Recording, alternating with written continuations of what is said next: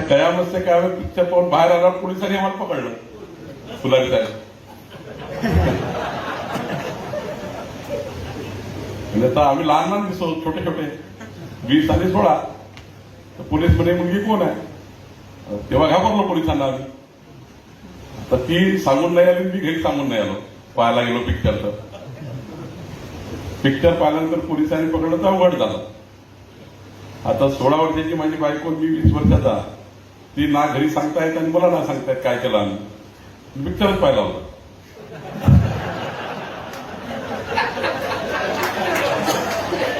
त्या काळात काही फालतू चालायचं नाही, त्या काळात आता हा काळ 40-35 वर्षापूर्वीचा काळ. तर पिक्चर पाहून आल्यानंतर पोलिसांनी पकडलं, सरळ सीतामढी पोलीस स्टेशनला फुलारी साहेब तुम्ही घेऊन गेले.